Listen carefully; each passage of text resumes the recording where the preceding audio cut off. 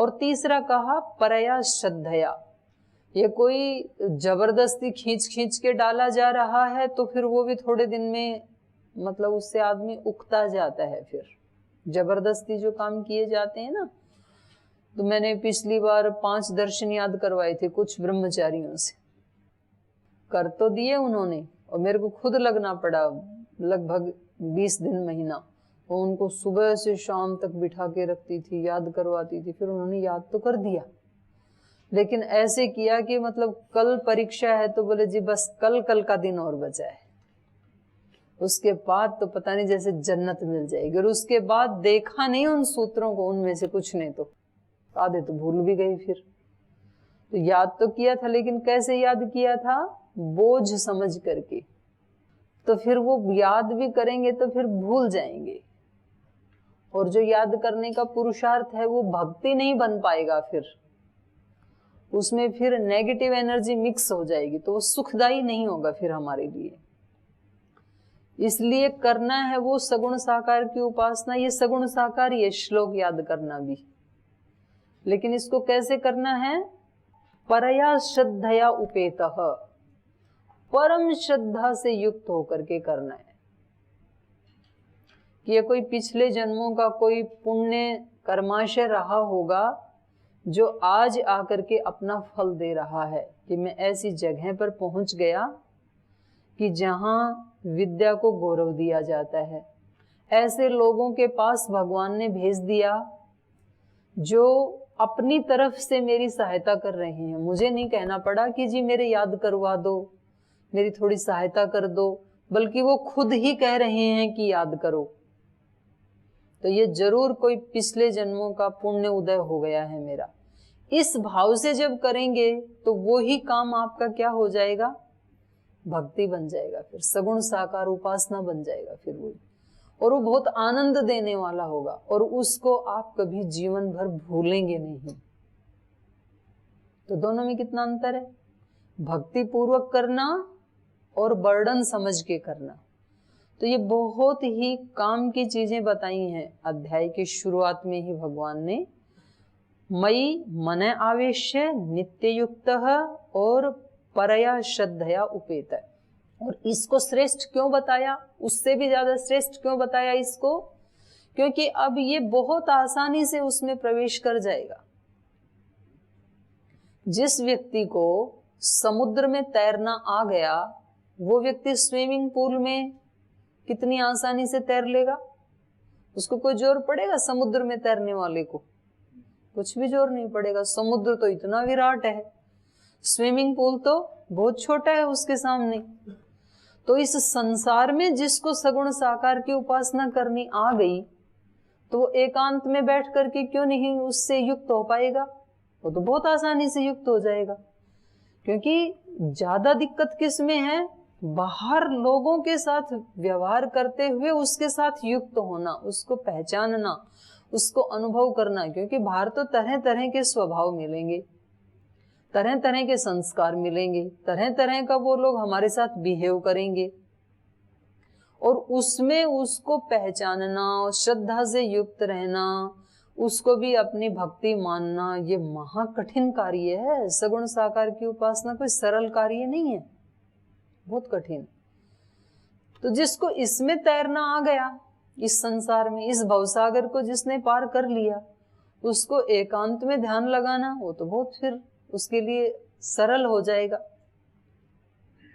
तो इसलिए पहले इसी की चर्चा की, क्योंकि ज्यादातर लोग देखो संसार में एकांत में बैठ करके और नित्य निरंतर उस भगवत साक्षात्कार की स्थिति में रहने वाले कितने योगी हैं देश में।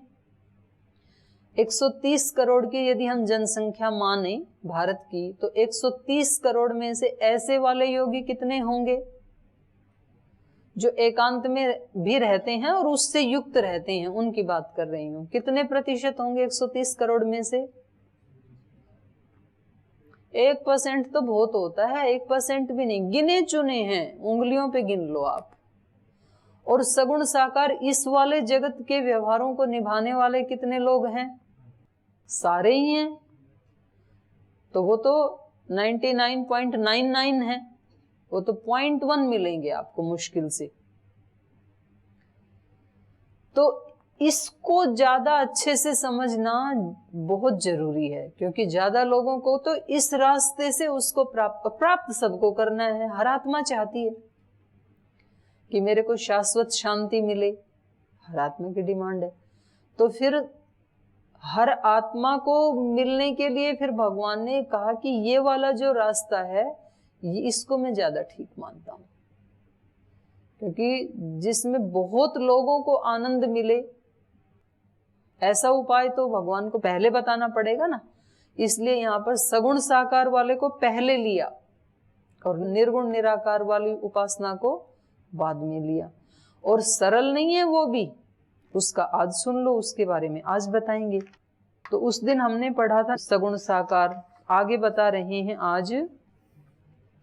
ये थोड़ा सा हमने पढ़ा था, एक बार फिर इसको देख लेते हैं। ये तो अक्षरम अनिर्देशम अव्यक्तम पर्युपासते सर्वत्रगम अचिंत्यम च कूटस्थम अचलम ध्रुवम। जो मुझे निर्गुण निराकार, निर्गुण निराकार के यहाँ पर इन्होंने विशेषण दे दिए, कौन कौन से? अक्षरम अनिर्देशम अव्यक्तम। जो मुझ अविनाशी को, अवर्णनीय को और अव्यक्त परमात्मा को पर्युपासते उपासना करते हैं। सर्वत्रगम अचिंत्यम, और कैसा हूं मैं?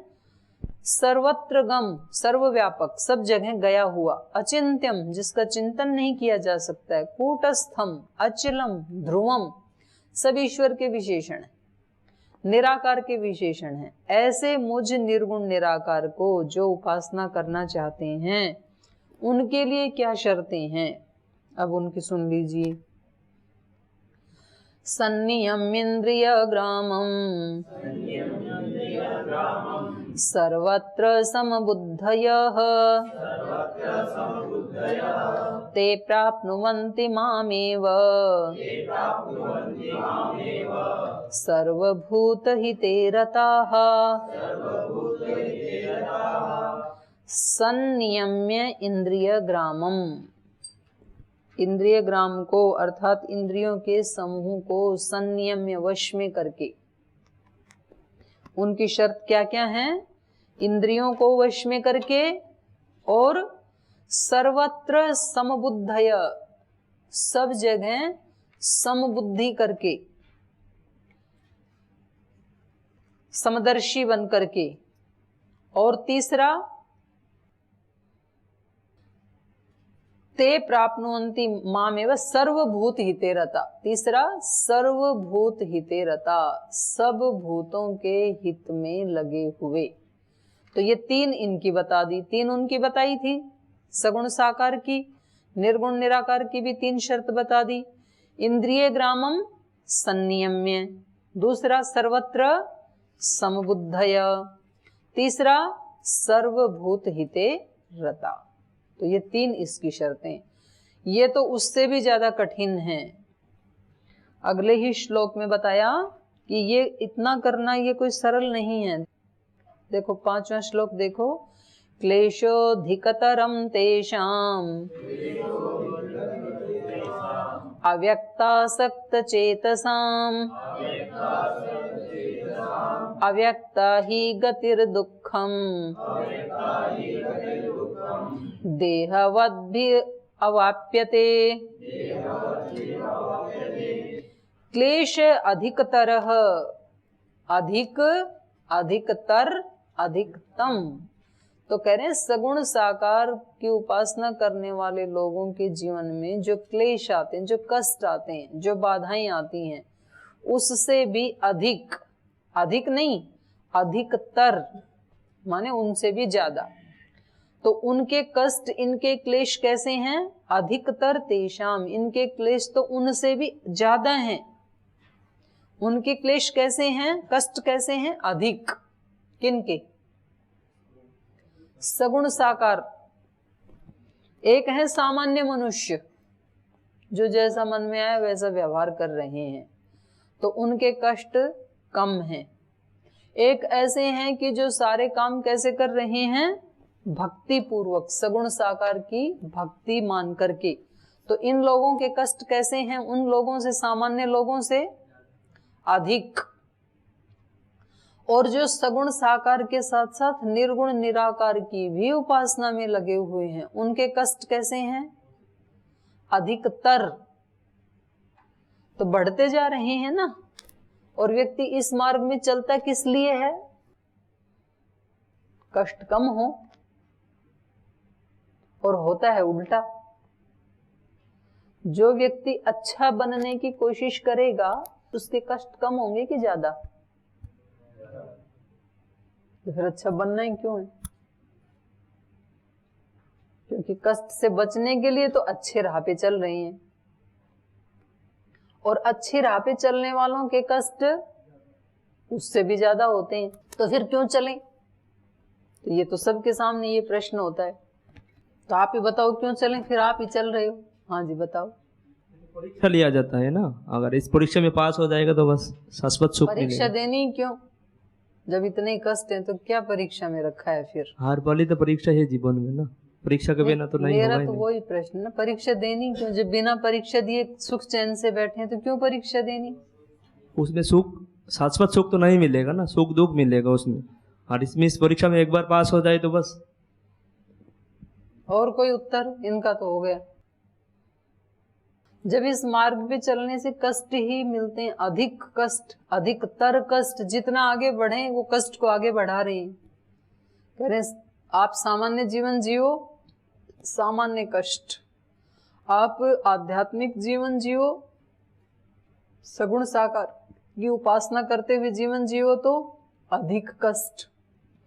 उससे भी आगे जड़ चीजों की उपासना के साथ साथ उनके साथ यथा योग्य व्यवहार जैसे तैसे निभा लें।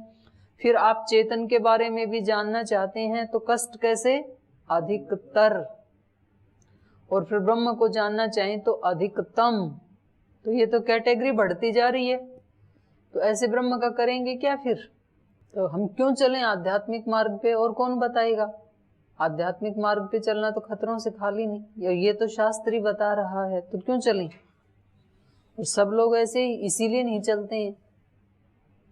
तो आप क्यों चल रहे हैं?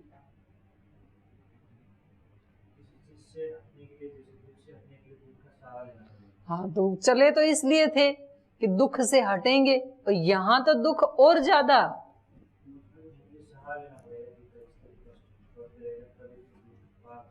ना ना, इसी का ही फैसला कर लो आज। ओम दीदी, हम पहले से जन्मों के पहले पूर्व जन्म में पुण्य पाप करते चले आ रहे हैं, यानी बंधन में हैं अविद्या के कारण। तो इस मार्ग में आने के लिए विद्या को प्राप्त करना है, सत्य को प्राप्त करना है, परमात्मा को प्राप्त करना है। तो उसके लिए ये सब हमको उठाने पड़ेंगे, ये पर्दे हैं अविद्या के। तो इसको उठाने के लिए हमको तपना पड़ेगा। जब तपेंगे नहीं तब तक हमारे मल दूर नहीं होंगे। जब तक मल दूर नहीं होंगे तब तक, जैसे सोना है, सोने को जब कुंदन बनना होगा तो उसको अधिक तपना होगा, तब वो कुंदन बन पाता है। ऐसे ही साधक तप करता है, तप में कष्ट है, और इसको कोई योगी पुरुष ही कर पाता है, तब उसको। तो इनके नरेश जी के उत्तर से कितने लोग सहमत हैं? तो इन्होंने एक बात कही है, और ये हमें मतलब ये सोचना चाहिए। बोल जी वो पड़ेगा, ये जो शब्द है ना पड़ेगा, ये है अपरिहार्यता। कोई भी कष्ट नहीं उठाना चाहता। कष्ट भी हम किस लिए उठा रहे हैं? अच्छे मार्ग में भी हम किस लिए चल रहे हैं? क्योंकि हमें शाश्वत सुख चाहिए, और उसको पाने के लिए ये वाले कष्ट कैसे हैं? अपरिहार्य, जिनको हटाया नहीं जा सकता। अगर ये कष्ट परिहार्य होते तो हम इनको हटा करके केवल सुख सुख ले लेते, इनको लेने की क्या जरूरत थी? लेकिन ये कष्ट कैसे हैं? आध्यात्मिक मार्ग के अपरिहार्य, जिनको हटाया नहीं जा सकता। मान लो आप कहीं ऐसे जगह में फंस गए, आपको कहा जाता है कि देखो ये इतना सा फट्टा है, इतना, और इस पे आपको 15 फीट यहां से चल के और वहां तक जाना है। 15 फीट जाना है, जहां कैमरा लगा है वहां तक। जमीन पे रखा है ये, लेकिन इसका साइज इतना ही है, बस 4 अंगुली आ जाए ना, इतना 4 अंगुल का।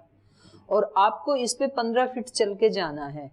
तो इसके ऊपर चल करके 15 फीट कितने लोग हैं जो यहाँ से वहां तक चले जाएंगे? आप में से कितने लोग हैं? ये नीचे रखा हुआ है ऐसा एक फट्टा जमीन पे, और आपको यहाँ से वहां तक चल के जाना है 15 फीट। तो कितने चल लेंगे आप में से? उठाओ, चलो कम से कम 2 बहनों ने हिम्मत की, 3 ने तो इसी में हार दी जमीन पे ही। बोल जी बैलेंस बिगड़ जाएगा हमारा, तो पैर इधर उधर चला जाएगा। नीचे कर लो। अब ये जमीन वाले पे तो सारे चल लिए आप में से, कुछ 2 बहनों को छोड़ करके, 3 तो तीनों को छोड़ के 2 तो बहनें भी चलेंगी। अब इसी फट्टे को मैंने रख दिया यहाँ छत की जितनी ऊंचाई के ऊपर। मान लो ये होगी 12 फीट, 15 फीट लगा लो, 15 फीट की ऊंचाई पे रख दिया अब इसको। अब कितने चल पाएंगे? 12 या? वेरी गुड, करो करो, हिम्मत करो, बहुत अच्छा। 1 2 3, अरे कईयों ने हिम्मत कर दी, क्या बात, वाह। 2 बहनों ने कर ली नीचे। आप बलवान हो, इसका मतलब हौसले बुलंद हैं आपकी। अब इसी फट्टे को मैंने रखा 7 मंजिल पे, 7वीं मंजिल पे, और बीच में गैप है, इधर एक बिल्डिंग है उधर एक बिल्डिंग है, 7 मंजिल की 2 बिल्डिंग है। और अब ये रखा हुआ है। अब आपको इस बिल्डिंग से उस बिल्डिंग पे जाना है। अब कितने जा पाएंगे? चलो, एक बेटी भी तगड़ी है। अब बच गए केवल 6 7, जहां पहले थे ना 25 30, फिर दूसरे में थे 15, अब इसमें आ गया 50% पे आंकड़ा, इसमें आ गए 7। नीचे कर लो। और इसी को रख दिया 20 मंजिल के ऊपर, और 7 से सीधे 20 पे गई। अब कितने हिम्मत कर पाएंगे? अभी एक नया प्रवेश कर गया, क्योंकि मैंने हिम्मत बढ़ाई ना। बोले यार आप इसको अच्छा मान रहे, हिम्मत बढ़ा रहे, तो हम भी ट्राई करेंगे। आपको पता है पैर नीचे फिसल गया तो क्या होगा? फिर जीवन ही खत्म है। और ये जो बैठे हैं जिन्होंने हिम्मत नहीं की, आपको भी वहां ले जाया जाए 20वीं मंजिल पे, और आपको कहा जाए कि या तो इस फट्टे पे चल लो, नहीं तो अभी गोली से उड़ा दिया जाएगा खोपड़ी आपकी। अब कितने चलने की हिम्मत करोगे? बोले ट्राई तो कर लें, क्या पता चल ही जाए। मरना तो इधर भी है, मरना इधर भी, मरना उधर भी। तो अब तो ये बैठी 3 ने भी हाथ उठा दिए। जिन्होंने धरती पे ही मना कर दिया था ना, उन्होंने भी हाथ उठा दिए अब की बार। तो बोल जी मरना ही है तो फिर तो ये क्या है? नीचे कर लो। बाबू ने भी उठा दिया, इसने नहीं उठाया था पहले, जमीन पे भी नहीं उठाया था। तो बोल जी गोली से उड़ाया जा रहा है तो फिर तो ट्राई करें धीरे धीरे, क्या पता बची जाए, जीवन तो बचेगा। इसको बोलते हैं अपरिहार्यता, क्योंकि अब हमारे पास कोई ऑप्शन ही नहीं है बचने के लिए। जीवन बचाना है तो इस फट्टे पे चलने की हिम्मत करनी ही पड़ेगी, और कोई ऑप्शन नहीं, अपरिहार्यता। तो आध्यात्मिक मार्ग पे इसलिए चलना चाहते हैं कि सुख चाहिए हमें, और ऐसा सुख चाहिए जो एक बार आकर के छिनता नहीं है। तो अब इसको अचीव करने के लिए जो भी कष्ट आए, चाहे सगुण साकार की उपासना करते समय कष्ट आए या निर्गुण निराकार की करते हुए कष्ट आए, उन कष्टों को हम इसलिए हंसते हुए सहन करना चाहते हैं क्योंकि उसकी अपरिहार्यता है। मुझे संबंधों में जहां जहां अपमान मिल रहा है, जहां जहां मेरी उपेक्षा की जा रही है, और उससे मुझे कष्ट होता है क्योंकि मैं सेवा करना चाहता हूं और दूसरे लोग मेरे को सेवा का अवसर नहीं देते हैं, तो मेरे को कष्ट होता है। तो उस समय में मुझे सहन क्यों करना पड़ता है? उस समय में चुपचाप सहन कर जाता हूं क्योंकि वहां बोलने से मेरा नुकसान होगा। क्या नुकसान होगा? मैं आध्यात्मिक मार्ग पे आगे नहीं बढ़ पाऊंगा क्योंकि मैं यहीं बिखर जाऊंगा। मैं उसको कुछ उलाना दूंगा, उसको ब्लेम करूंगा, उसके साथ झगड़ा होगा, तो यहाँ सांसारिक जीवन शुरू, कलह क्लेश वाला जीवन शुरू, और आध्यात्मिक जीवन खत्म। आध्यात्मिक जीवन तो तभी होगा ना जब इस एक स्टेप को आगे आज सुबह हवन हो रहा था, तब थे आप में से कोई विद्यार्थी वहां? तो वहां ये 2 बेटियां थी वहां। कल जो सीबीएसई का रिजल्ट आया अपना 10वीं का आचार्य कुलम का, तो उसमें एक बेटे ने, दिव्यांशु मोहन नाम है उसका, तो उसने 99.4% अंक लिए हैं और वो पूरे उत्तराखंड में तो प्रथम है ही, और भारत में भी एक सबसे जो हाईएस्ट है वो 100% है पहला तो, और दूसरा 99.4 है इसके, उसके 6 हैं, तो तीसरी मतलब पोजीशन में है वो। तो उस बच्चे से पूछ रहे थे कि आपने इतनी उपलब्धि कैसे की, तो वो बता रहा था, बोल जी वो ना स्टेप वाइज जाना होता है, ऐसे नहीं होता कि एक दिन में हम सब कुछ कर लेंगे। रोजाना अपने मन को समझा करके रोज रोज उतनी स्टडी करनी होती है हमें। तो ये व्यक्ति, उसमें हिम्मत तो करनी पड़ती है, कष्ट तो उठाना ही पड़ता है। जब दूसरे सो रहे होते हैं तो इसको जगना पड़ता है एक बार, लेकिन जब जग जाता है ना आदमी 3 बजे, एक बार तो कष्ट होगा, एक बार तो थोड़ा सा लगता है कि और थोड़ा सो लेते हैं, पर एक बार यदि आप उठ गए तो उसके बाद चाहे तो आपने सूत्र याद किए, चाहे आपने ध्यान लगाया, चाहे आपने दौड़ लगाई, जो भी करोगे ना वो आपको आनंद देगा, कुछ भी करो चाहिए। और उसमें फिर उसने एक बताया कि जी ब्रेक नहीं लेना होता फिर बीच बीच में, कि चलो कुछ दिन तो किया फिर छोड़ दिया तो भी फिर उपलब्धि जो है ना वो मतलब आनंददायी नहीं होगी। उसमें फिर रोजाना हिम्मत करनी पड़ती है। फिर थोड़े दिन तो अपने को साधना होता है, उसके बाद आदत बन जाती है, फिर वो आदत पड़ जाती है। अब आपको जब नए नए आए थे तो उठने की आदत नहीं थी और फिर भी आपको उठाया जाता था सुबह जल्दी, तो कुछ दिन तो लगा कि कहाँ फंस गए, हमें क्या पता था कि जल्दी उठना पड़ेगा, आए तो सेवा करने के लिए थे, लेकिन ये दिक्कत है। और कुछ चले भी गए केवल इस एक दिक्कत के कारण। लेकिन आप लोगों ने हिम्मत करके थोड़े दिन तो अपने आप को कष्ट हुआ, लेकिन अब उठने की क्या पड़ गई आदत। अब ऐसे लगता ही नहीं है, अब आपके रूटीन में आ गया वो, अब लगता ही नहीं। नहीं तो पहले जब नए नए आए तो पूरे दिन एक ही विचार दिमाग में घूमता था, 4 बजे उठना पड़ता है यहाँ, फिर दिन में भी बिठा के रखते हैं, नींद आ रही है क्योंकि 4 बजे उठे थे, नींद आ रही है, थकान हो रही क्योंकि 4 बजे उठे थे, क्योंकि आपके संस्कार बने थे कि घर में 7 बजे उठते थे या 6 बजे उठते थे। अब वो आदत बन गई, अब कुछ लगता ही नहीं कि कुछ विशेष काम हो रहा है।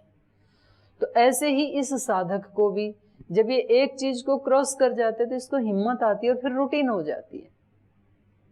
तो ये क्या सोचता है कि इन चीजों को, इन अपमानों को, इन उपेक्षाओं को सहन करना मेरे लिए क्या है, अपरिहार्य, इनको टाला नहीं जा सकता, इनको हटाया नहीं जा सकता, ये मेरे को जीवन में जरूर इनको जीतना ही है, इसके अलावा और कोई चारा ही नहीं है।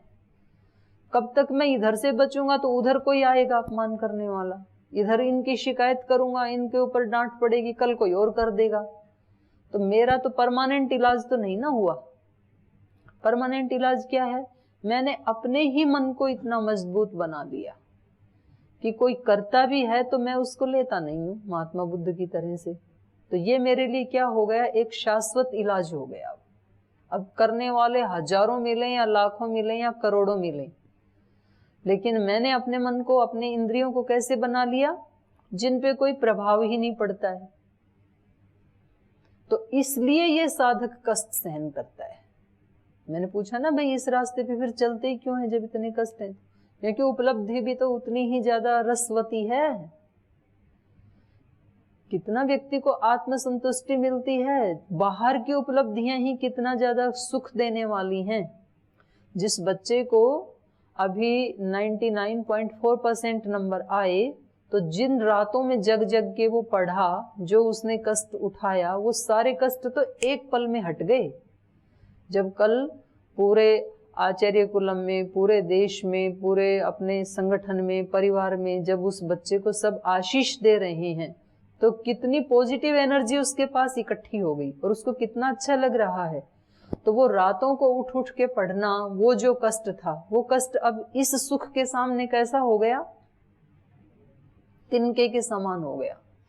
तो साधक को जो अंदर से जो उपलब्धियां होती हैं, एक एक अपमान को सहन कर कर, एक एक उपेक्षा को सहन करके, और अपने आप को अडिग रखा उसने, वो सारे दुख उस दिन तिनके की तरह उड़ जाते हैं जब उसको अपने ही अंदर से उस परम के साथ संगति हो जाती है, जब उसको उसका एहसास हो जाता है जिसकी सदियों से उसको खोज थी। तो ये कितनी बड़ी उपलब्धि है। तो सगुण साकार की उपासना का मतलब यही है कि हम जो कर रहे हैं कर्तव्य कर्म, और उसमें आने वाली इतनी बाधाएं, नहीं तो व्यक्ति क्या करता है, शॉर्टकट ढूंढता है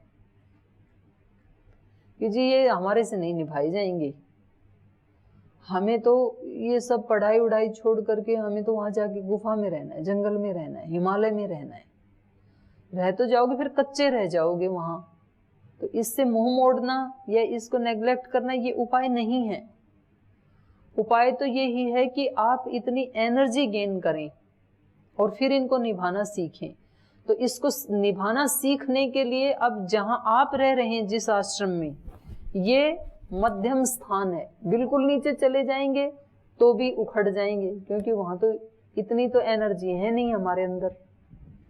तो यहाँ तो लगभग उसी मार्ग पे चलने वाले लोग हैं, तो बहुत ज्यादा ये अज्ञान से ग्रस्त नहीं है जो हमारे आसपास रहने वाले हैं, बहुत ज्यादा उद्दंड नहीं है, बहुत ज्यादा खराब लोग नहीं हैं। तो इनके अंदर हमने अभ्यास कर लिया, कुछ एक दो दोष मेरे अंदर हैं, एक दो दोष इसके अंदर हैं, एक दो इसके अंदर हैं, लेकिन लगभग सभी कोशिश करने वाले हैं। तो इनके बीच में अभ्यास करना सरल है। जो यहाँ नहीं रहते हैं, घर गृहस्थ में रहते हैं, वो लोग क्या करें, वो अपने परिवार के लोगों के साथ उसका अभ्यास करें। क्योंकि जो अपने ही घर में रहने वाले, जो अपने माता पिता, पति पत्नी, बच्चे, भाई बहन जो हैं, वो हमारा ज्यादा अहित करने वाले नहीं हैं। कभी कभी झगड़ा कर लेते हैं, कभी कभी ब्लेम कर देते हैं, लेकिन तो भी आत्मा से एक दूसरे का भला ही चाहता है। तो हम उन लोगों के साथ प्रैक्टिस करें, अपने परिवार के लोगों के साथ पहले प्रैक्टिस करें, और फिर हमारी एनर्जी ज्यादा बढ़ेगी तो हम आस पड़ोस वालों के साथ भी कर पाएंगे, समाज के साथ भी। तो ऐसे बढ़ती जाएगी ये शक्ति। तो ये निर्गुण निराकार की उपासना के लिए जो शर्तें हैं ये फिर हम कल पढ़ेंगे, और सगुण साकार के लिए जो है उसका आज हमने चिंतन किया। अभी यही पाठ को विराम देते हैं।